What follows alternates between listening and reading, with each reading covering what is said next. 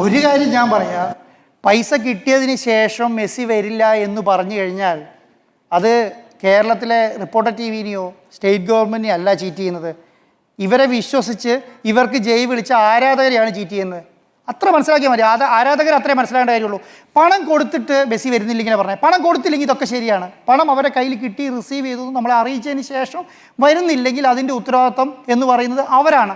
അവരുടെ ക്രെഡിബിലിറ്റി നഷ്ടപ്പെടും.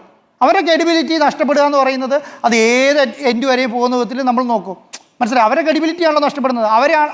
നമ്മൾ മെസ്സിനെ മാത്രമല്ലല്ലോ, അവരുടെ ആരാധകർ ജയ് വിളിച്ചെന്തിനാ? ഇന്ത്യയിൽ എങ്ങനെ ഒരു ആരാധന ബന്ധം? ഇവരൊരു വിശ്വസിക്കാൻ പറ്റിയ ടീമാണെന്ന് വിചാരിച്ചിട്ടല്ലേ ചെയ്തുകൊണ്ടിരിക്കുന്നത്. ആ ആരാധനയ്ക്കാണ്. അത് നമ്മളടക്കം ഇത്ര റിസ്ക് എടുത്തതിനാ?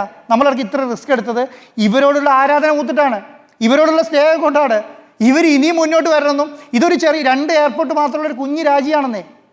മനസ്സിലായോ? ഈ രാജ്യത്ത് നമ്മൾ പറയുന്ന പോലെ ഇന്ത്യ പോലത്തെ ഒരു മഹാരാജ്യമൊന്നുമല്ല, ചെറിയ രാജ്യമാണ്. 2 എയർപോർട്ടേ അവിടെ ആകുള്ളൂ. അതുപോലെയുള്ള ഒരു ചെറിയ രാജ്യമാണ്.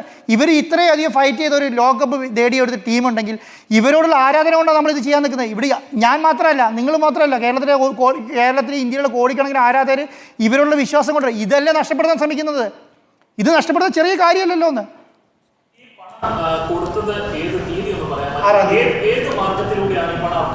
അത് അക്കൗണ്ടത്തിന് അവരുടെ അക്കൗണ്ടിൽ നമ്മുടെ സ്റ്റേറ്റ് ബാങ്ക് ഓഫ് ഇന്ത്യൻ്റെ അക്കൗണ്ടിൽ നിന്ന് അവരുടെ AFIൻ്റെ അക്കൗണ്ടിൽ RBIൻ്റെ പെർമിഷൻ അതെ RBIൻ്റെ വിത്ത് പെർമിഷനോട് കൂടിയിട്ട് അയച്ചാൽ ജൂൺ 6 ഇപ്പോൾ ഈ ഒരു വിഷയത്തിൽ ഒരുപാട് ആശയക്കുഴപ്പമുണ്ടായിട്ടുണ്ട്. അപ്പോൾ ഈ ഒരു പ്രശ്നത്തെക്കുറിച്ച് ഇതുവരെയുള്ള ഡോക്യുമെന്റ്സ് അല്ല അതിനൊത്തിരി അല്ല തരാം, എനിക്ക് തരുന്നൊരു തെറ്റില്ല. പക്ഷേ ഇതിൻ്റെ സ്റ്റേജ് വിട്ടുപോയാൽ തരും. എൻ്റെ കയ്യിൽ മുഴുവൻ ഡോക്യുമെൻറ്റും ഉണ്ട്. വെക്കും. കാരണം എന്തുകൊണ്ടാണെന്നറിയോ? പക്ഷേ ഇതിനകത്തൊരു ചെറിയ പ്രശ്നം എന്ന് പറയുന്നത് ഒരു NDA ക്ലോസ് ഉണ്ട്, നോൺ ഡിസ്ക്ലോഷർ എഗ്രിമെൻ്റ് ഉണ്ട് ഇവരുമായിട്ട്. നമ്മളൊരു ഡോക്യുമെൻറ്റ് പുറത്ത് വിടരുതെന്ന് പറഞ്ഞിട്ട് നോൺ ഡിസ്ക്ലോഷർ എഗ്രിമെൻ്റ് ഉണ്ട്. എൻ്റെ കയ്യിലില്ലാത്ത, എനിക്കിത് പുറത്ത് വിടാത്തൊരു വിഷമാണ് ഞാൻ അനുഭവിച്ചുകൊണ്ടിരിക്കുന്നത്. എനിക്കിത് വിടാൻ പറ്റുവാണെങ്കിൽ ഞാൻ എല്ലാവരും എടുത്ത് പുറത്ത് വിട്ടേരെ. എന്ത് വിടാൻ പറ്റാത്തൊരു കാരണം ഇവർ നോൺ ഡിസ്ക്ലോഷർ എഗ്രിമെൻ്റ് ഉണ്ട്. അത് വേറെ ഒരു വയലേഷൻ ആവും. ആ വയലേഷൻ ഉള്ളതുകൊണ്ട് മാത്രമേ ഡോക്യുമെൻ്റ് എടുത്ത് പറയാത്തത്. പക്ഷേ ഞാൻ വായിച്ചേപ്പിച്ചുകൊണ്ടാണ് ഇന്നതാണ് ഇതിൽ പറഞ്ഞിരിക്കുന്നത് എന്ന് പറയുന്നത്. ഡോക്യുമെൻറ്റ് പുറത്ത് വന്നാൽ ആ പുറത്ത് വരുന്ന പ്രശ്നം എന്ന് പറയുന്നത് ഈ ഡിസ്ക്ലോഷർ എഗ്രിമെൻ്റ് ഉള്ളതുകൊണ്ടാണ്, NDA സൈൻ ചെയ്തുകൊണ്ടാണ്. അല്ലെങ്കിൽ വിട്ടുണ്ടാവും. ഒറ്റതാണ് 6-ാം തീയതി 6/6/2025 അല്ല ഫാൻ മീറ്റിംഗ് ഞാനൊരു പ്രസൻറ്റേഷൻ കാണിക്കാം, നമുക്കൊരു ഐഡിയ കിട്ടും. അല്ലെങ്കിൽ 1 കോടി എവിടെ കൊണ്ടുവന്ന് പറഞ്ഞാൽ ഞാൻ പറഞ്ഞാൽ ചിലപ്പോൾ നേരെയൊന്നും വരില്ല. അതുകൊണ്ടാണ്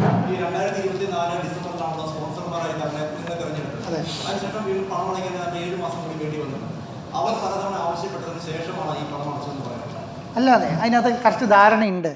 അതിൻ്റെ ധാരണ എന്ന് പറഞ്ഞാൽ അവരെ സംബന്ധിച്ചിടത്തോളം പണം ആവശ്യപ്പെടുക എന്നുള്ള അവരുടെ ലക്ഷ്യമാണ്. പക്ഷേ എഗ്രിമെൻറ്റിൽ പ്രോപ്പറായിട്ട് എഴുതിയിട്ടുണ്ട് എങ്ങനെ കാര്യങ്ങളൊക്കെ മുന്നോട്ട് പോയി ചെയ്യണം എന്നുള്ളത്. നമ്മളെ സംബന്ധിച്ചിടത്തോളം നമ്മൾ നിമിഷപ്രിയനെ ഇറക്കാൻ വേണ്ടിയിട്ട് പൈസ അയച്ചു. നമുക്ക് എത്ര ദിവസം എടുത്തുകൊണ്ട് പൈസ അയക്കാൻ വേണ്ടിയിട്ട്? $40,000 ഉണ്ടായിരുന്നുള്ളൂ. അത്ര പൈസ അയക്കാൻ പറ്റിയില്ല. കാരണം എന്തുകൊണ്ടാണ്? ഇവിടുന്ന് RBIൻ്റെ പെർമിഷൻ എടുത്ത് വളരെ സമയം എടുത്തിട്ട് അയക്കാൻ പറ്റുള്ളൂ. അങ്ങനെ നമുക്ക് വേറെ രാജ്യത്തേക്ക് അവിടെ പെർമിഷൻ പറ്റില്ല. ആ ബാങ്കിൻ്റെ ക്രെഡിബിലിറ്റി വരെ നമ്മൾ ചെക്ക് ചെയ്യുന്നുണ്ട്. ബാങ്ക് നമ്മളല്ല, ബാങ്ക് തന്നെ ആ ബാങ്കിൻ്റെ ക്രെഡിബിലിറ്റി ചെക്ക് ചെയ്യും. ഏത് ബാങ്കിലേക്ക് അക്കൗണ്ട് ചെയ്യുന്നത് എന്ന് പറഞ്ഞിട്ട് ഒരു സെർച്ച് റിപ്പോർട്ട് എടുക്കും. ആ റിപ്പോർട്ടൊക്കെ കിട്ടിയതിന് ശേഷം മാത്രമേ അയക്കാൻ പറ്റുള്ളൂ. നമുക്ക് ഈ പറയുന്നതിൽ 1 മണിക്കൂർ കൊണ്ട് അത് ഇന്ത്യ ഗവൺമെൻറ്റിന് അറിയാം. അതുകൊണ്ടാണ് ഇവർ പെർമിഷൻ തരുന്നത്. RBI പൈസ അയച്ചോളാൻ പറഞ്ഞ് പെർമിഷൻ തരുന്നതിനാ? അയക്കാൻ ഒരു ബുദ്ധിമുട്ടില്ലെങ്കിൽ അയച്ചോളാൻ പറഞ്ഞാൽ പോരെ തരുന്നത്. സ്പോർട്സ് കൊണ്ട് ഫിനാൻസ് മിനിസ്ട്രി പറയുന്നത് എന്തുകൊണ്ടാണ്? ഇതിന് പെർമിഷൻ വേണ്ടതുകൊണ്ടാണ്. അത് കിട്ടിയിട്ടാണ് നമ്മൾ അയച്ചിട്ടുള്ളത്. ഞാൻ പറയുന്നത് പൈസ കിട്ടിയില്ല എന്നുള്ളൊരു ഡിസ്പ്യൂട്ട് ഇവിടെ ഇല്ല.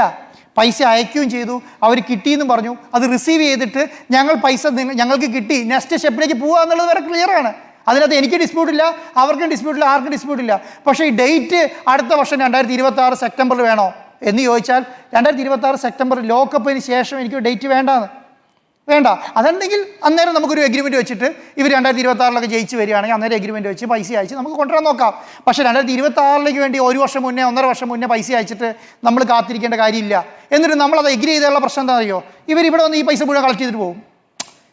ഇവർ മുംബൈയിലും ഡൽഹിയിലൊക്കെ വന്നിട്ട് കളക്ട് ചെയ്തിട്ട് അങ്ങോട്ട് പോകും. നമുക്ക് അത് സമ്മതിച്ചു കൊടുക്കേണ്ട ഒരു ഗതികേട് നമുക്ക് സംബന്ധിച്ചില്ല. അത് വരട്ടെ, അന്നേരം ആലോചിക്കാം.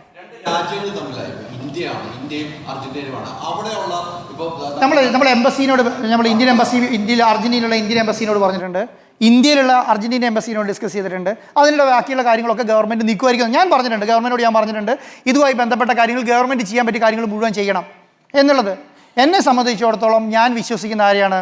കേരളത്തെയും ഇന്ത്യയെയും, ഇന്ത്യ ഗവൺമെൻറ്റിനെയും എൻ്റെ സ്റ്റേറ്റ് ഗവൺമെൻറ്റിനെയാണ്. അതിനപ്പുറത്തേക്ക് എന്നെ സംബന്ധിച്ച് ഒരു അർജന്റീനേൻ്റെ പ്രസിഡന്റ് വലിയ ആളാണെന്ന് ഞാൻ വിചാരിക്കുന്നില്ല. അതിനെ വിശ്വസിക്കാറില്ല. എൻ്റെ പൈസയെ കുറിച്ചിട്ട് നിങ്ങൾ ബോധേഡാവണ്ടെന്നേ. ഞാനത് കൊടുത്തിട്ടില്ല, ഞാൻ മേടിച്ചോളാം. സർക്കാർ മാത്രം ഇടപെട്ടാൽ പോകണല്ലോ. അപ്പം ഈ എംബസിയൊക്കെ ആയിട്ട് അല്ല വേണ്ടി വരുമായിരിക്കും. അതിന് ഞാൻ പറയുന്നത് അത് ലീഗൽ ഫോർമാറ്റ് അല്ലേ, അതിലേക്ക് വരട്ടെ. ഞാൻ പറയുന്നത് എനിക്ക് പണം എഗ്രിമെൻറ്റ് വയലേഷൻ ഉണ്ടാക്കിയാൽ വയലേഷൻ ഉണ്ടായിട്ടുണ്ടെങ്കിൽ അതിന് വേണ്ട എല്ലാ നിയമ നടപടി സ്വീകരിക്കും. പക്ഷെ അത് വയലേഷൻ ഉണ്ടായതെന്നായ തീരുമാനമാവട്ടെ.